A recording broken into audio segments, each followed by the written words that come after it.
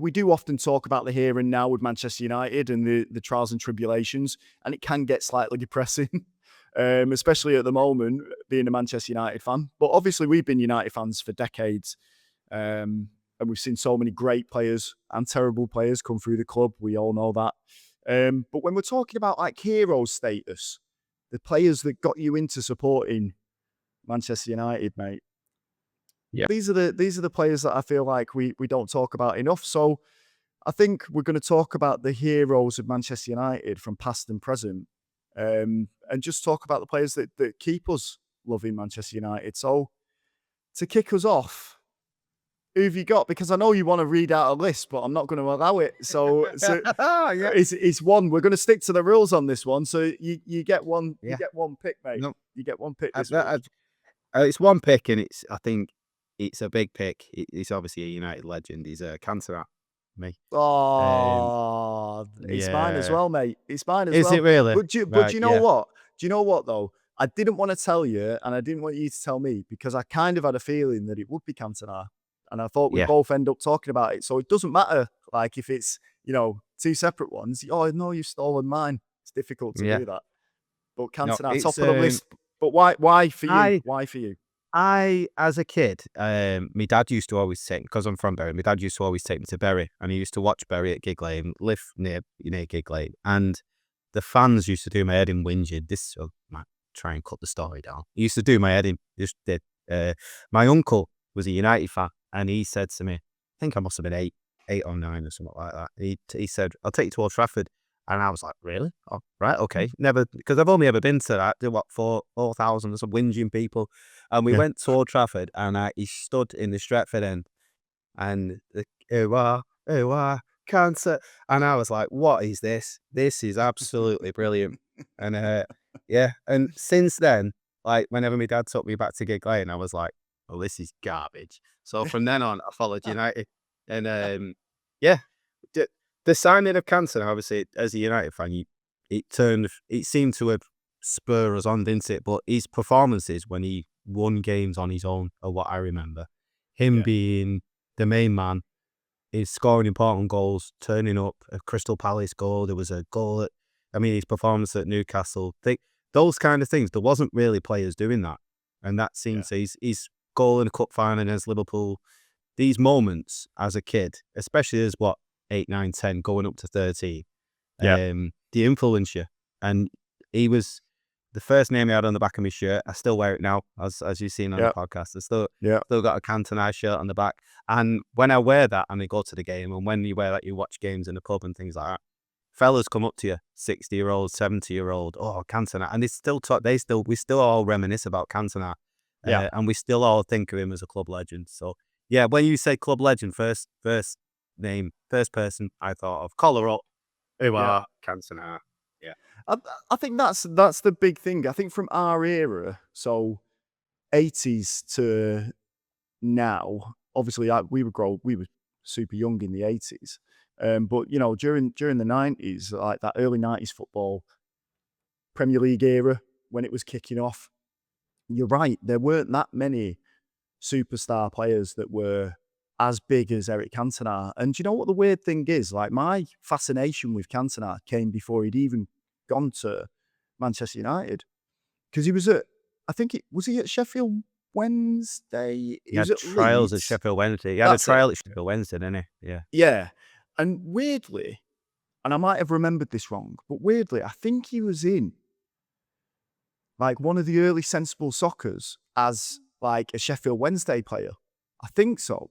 I might be wrong. I might have remembered it wrong. Right. But I did have this fascination because my uncle at the time was like talking about this, Cantona, and they've signed this, this French lad to come over. He's really good.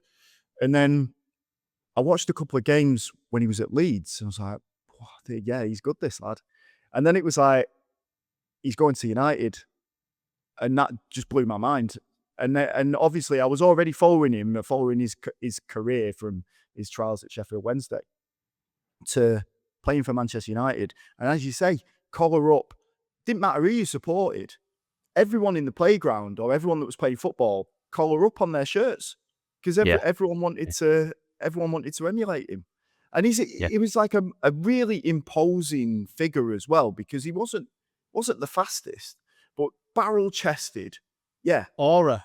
But He had aura. 100% aura. The Uh, kids talk yeah. about it today. They don't know. They do No. not know. When we're Yeah. talking aura, Cantona was aura. That goal when he scored it again, Sunderland. Sunderland? Middlesbrough, Sunderland. The dink. Yeah, come on. You find who it was against while I'm riffing, but I can't remember who it was. Red and white kit, obviously. But that goal and the way that he turned around, like, his collar's already up and he's just taking it in like a gladiator at the Colosseum. He's just felled his opponent and he's looking around like, yes, I'm here. here I am. I'm here. Here Sunderland. I am. It was Sunderland. Sunderland. Here I am. I'll sort this. And it was, if you've not seen that goal, then you need to go and dig it out and go and check it out, because that was unreal. But he had that soft touch about him with his skills. But he's also a madman as well. So he didn't mind getting into the tackles. There's a really good video, a really good highlights or lowlights if you're a Wimbledon fan. But Vinnie Jones and all of that lot just booting United players, trying to boot them off the pitch. And this was before VAR, obviously. This was when you could get away with, kicking a player into the stands if you really wanted to. Some of the tackles that was going in on Cantona, unreal. And the rest of them as well. But he every single time just picked himself up, got on with it. Picked himself up, got on with it. No rolling around on the floor, which he had every right to do, by the way, because some of them were really heavy challenges. Straight back into it. Straight back in. And I think Manchester United we haven't really had many players like that. And I don't think there are too many players like Eric Cantona that have ever been around in world football. I think probably the closest that you would get in our era since we've been alive, probably looking at someone like an Ibrahimovic, I think. Yeah. You think of aura. Henry had it, didn't he? He had that. Not the same in terms of Henry, fantastic player, but he's not in terms of the way that he held himself and things like that. I wouldn't pick Henry. Probably perfect. If you was getting into a scrap outside of Wetherspoons, you wouldn't pick Henry, would you? But you would be behind Eric. Have his gloves on. He'd already be swinging. Exactly. And he's snood. Yeah. And which it looks like you've got on at the moment, mate, which is interesting. It's cold in Manchester, mate. Still soaking wet from Saturday. Fair. But no, in terms of legend.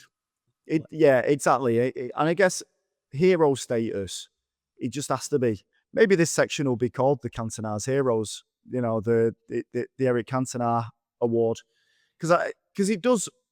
We do often forget, and it is worth remembering why we fell in love with football in the first place. We do this podcast not so that we can moan. I know that that's most of it at the moment. It's cathartic to get it out there, but we do need to remember that these players that we watched when we were growing up, these are the reasons why we fell in love with football. It's one of the reasons why I'm going off on a slight tangent here, but it's one of the reasons why I love watching Bruno Fernandes play. We didn't say this before in the earlier section, but when he took a few players on, did he sit down Chalobah? He sat a player down when he had that little run in the second half, and he was getting a bit nervy, and Fernandes sat him down and had a shot from about 25 yards or 20 yards, and he went straight to the Stretford end, and he was like, "Come on!" Trying to let's go, geeing the crowd up. It's not the same as Cantona, but when you talk about heroes of Manchester United and players that you love watching, Bruno's worth the entrance fee. But I was going to ask you a question, actually, because I knew you was going to pick Cantona. I was going to ask you a question. Who of most modern day Manchester United players do you think emulates Eric Cantona? Who has that type of the makeup, the DNA of Eric Cantona closest? And I know he's one of a kind, but I thought I'd put you on the spot and ask for the closest to it. The closest I can think of. Yeah. That dragged the team along. Modern day. Do you mean it's in the team now or just in the team now? Yeah, let's say in the team now. Yeah. There's only really Bruno, isn't there? You have to put Bruno in that category. I was thinking Wayne Rooney is what I was thinking. The only person who's got close to that kind of. I think if That's we're who I was dipping thinking. back, if we're going back, Yeah, I'd say, yeah, yeah. Rooney's There's probably got it as well. But Zlatan but obviously had a stint in the at squad Manchester now, I United. think there's only really Bruno who's got that influence that I am Manchester United about him. Can I offer you another one? And I know it's only a few Sure. games in, but Matthias Cunha. Right, okay. Simply because I think he does have that flair about him, and he does have that, like, the skill, and he can pick the ball up, and he can take on anyone and everyone. Like, he's got the entire team on his back. It was unfortunate that he got injured, and it kind of curtailed that, because I would have liked to have seen him start in those games. Yeah. But he's also, he's not afraid to hand out a three-piece combo to was it Bournemouth players? He's got a switch in him, hasn't he? Yeah, exactly, and I think that's what Cantona had as well. Everyone knows about him diving Rooney. into the into the fans and flying kicking that lad, and then landing 3 punches on him. Yeah, Yeah. Well, why not? he had it coming, didn't he? Yeah, do it He again. did have it coming. The shame I'd say about Cantona, Nate, before we wrap it up, is I feel like the press hounded him out. But he shouldn't have retired that early. But the English press did what they did best. And I think you're right. I think you're right to a certain extent, but I've got to say, I don't think it was down to that. I think he just couldn't be bothered with football anymore. I don't think it. Honestly, there's some players that just play the game, and you can tell they're just going through the motions. They're really good at it, but they're not interested in it. I think Ben White was another one for like Arsenal. Like, he says something about, like, he doesn't watch football. I'm not putting him on the same pedestal as Eric Cantona, but I'm saying, like, yeah, it's a job. And people can't, us watching at home, like watching or going to the stadium and watching them, we can't understand that. We don't know how you can just switch off and not watch any of the football afterwards. But that's what apparently Ben White, there's a few of them that just did not or do not watch any more football when they finished. And Paul Scholes and I don't know if you've listened to their new podcast, The Good, the Bad, and the Football. Nicky Butt. Yeah, I haven't, with Nicky Butt but and it's on Paul my list. Scholes and Paddy McGuinness. Again, they were talking about, like, Scholes, he was saying, after the game, he'd go home and he'd watch the La Liga. He said he loved watching Spanish football. And that's, a student of the game, wanted to see what they were all up to, and that's exactly what he used to do. But I think Cantona just got to that stage where he was just like, I just can't be bothered with this anymore. It's pointless. I've done what I've wanted to do, and that's it. And he's enjoying life, He's dabbled in everything. He's been an actor, he's been director, he's been an artist. He's been in was it Liam Gallagher's video? The King he was something. Yeah. He was in his video. Like, he's just been He enjoying retired life. at 30. At Yeah. 30, he retired, Dave. So you could have got another 4 years out of him, at least, couldn't you, with that style of play? But like you say, we're probably just a bit fed up with the whole thing, wasn't he? Well, let me ask you this though, or I'll just kind of like put it in a different way. If he'd have stayed for those 4 years, would we still have these strong memories about him? Because Possibly he may have completely faded, Yeah. like a lot of footballers do.